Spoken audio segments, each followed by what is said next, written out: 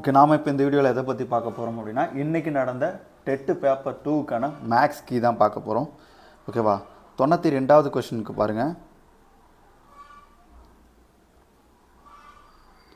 Okay பாருங்கள், 92வது கொஷனுக்கு வந்து C answer. ஓகேவா? 27 சென்டிமீட்டர் 9 சென்டிமீட்டர். அடுத்து பாருங்கள், 95வது கொஷின் 5:7 சமான விகிதமானது என்ன அப்படின்னு சொல்லிட்டு கேட்குறாங்க. சி 10:14.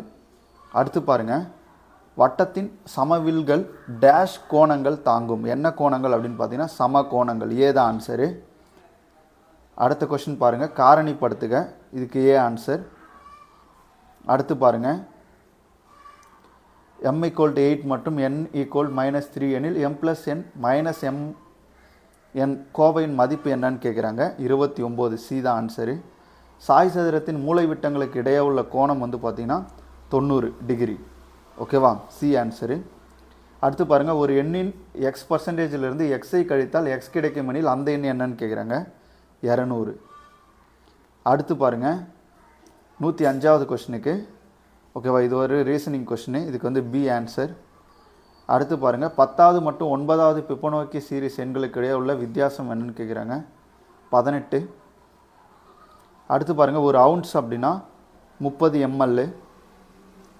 அடுத்து பாருங்கள், இந்த கொஷனுக்கு ஓகேவா 108வது கொஷனுக்கு 3 a × 4 b = 5184 என்றவாறு அமையும் இரு மிகை முழுக்கள் ஏபி ஆனது 3, 4. அடுத்து பாருங்கள், ஒரு முக்கோணத்தின் பரப்பளவு 108 சென்டிமீட்டர் ஸ்கொயர் மற்றும் அடிப்பக்கம் 18 சென்டிமீட்டர் எனில் அதன் உயரம் என்னன்னு கேட்குறாங்க. C 12 centimetre.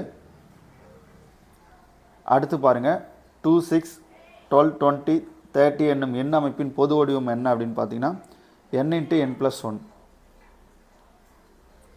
அடுத்து பாருங்கள்,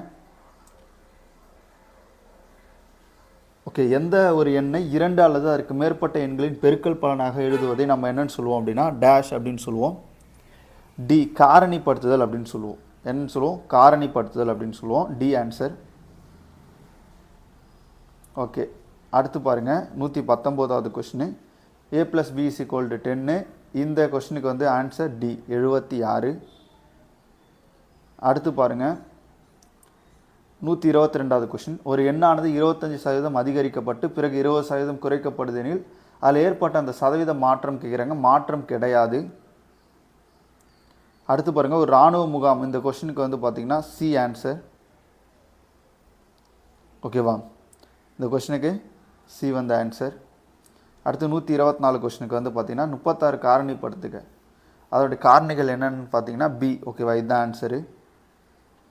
அடுத்து பாருங்கள், 126வது கொஷினுக்கு வந்து பார்த்திங்க அப்படின்னா ஒரு செவ்வக வடிவ தோட்டத்தின் பரிணாமங்கள் முறையே 70 மீட்டர் 40 மீட்டர். அந்த தோட்டத்தினுடைய பாதையின் பரப்பளவு என்னன்னு கேட்குறாங்க. 424 மீட்டர் ஸ்கொயர்.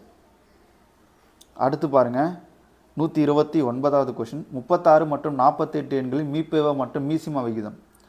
ஓகேவா? 12:144.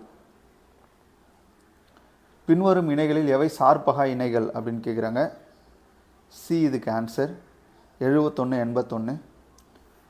12 சென்டிமீட்டர் ஆரமுள்ள வட்டத்தின் மையத்திலிருந்து 3√7 சென்டிமீட்டர் தூரத்தில் அமைந்துள்ள நாணின் நீளம் வந்து 18 சென்டிமீட்டர். இதுக்கு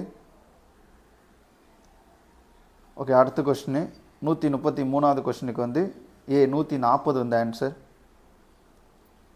அடுத்து பாருங்கள், 135வது கொஷினுக்கு சி ஆன்சர். ஓகே, அந்த டயக்ராம் கொஷின் இருக்கு இல்லையா, முக்கோணம், இதுக்கு வந்து 85 டிகிரி. ஓகே, அடுத்து பாருங்கள், முக்கோணத்தின் பக்க அளவுகள் கொடுக்கப்பட்டிருக்கு. இதுக்கு வந்து சிங்க ஆன்சர். கடைசி 141வது கொஷினுக்கு வந்து பார்த்திங்க அப்படின்னா இடைநிலை அளவில் எக்ஸின் மதிப்பு என்னன்னு கேட்குறாங்க. ஏ இதுக்கு வந்து 4 தாங்க ஆன்சர். அடுத்து சுருக்குகளை பாருங்கள். இதுக்கு வந்து பார்த்திங்கன்னா ஏ ஆன்சர். Okay okay. அடுத்து பாருங்கள், 147வது கொஷின். இரு சமபக்க சரிவகம் கொஷின் இருக்கு இல்லையா, அதுக்கு வந்து எவ்வளோ அமௌண்ட் செலவாகும் அப்படின்னா 1,17,000. அதுக்கு சி தாங்க ஆன்சர். ஓகே, மேக்ஸ் கொஷின் பார்த்துட்டோம். நம்ம எல்லாத்துக்குமே வந்து பார்த்திங்கன்னா கீ வந்து நம்மளுடைய சேனலில் போட்டிருக்கோம். ஓகேவா?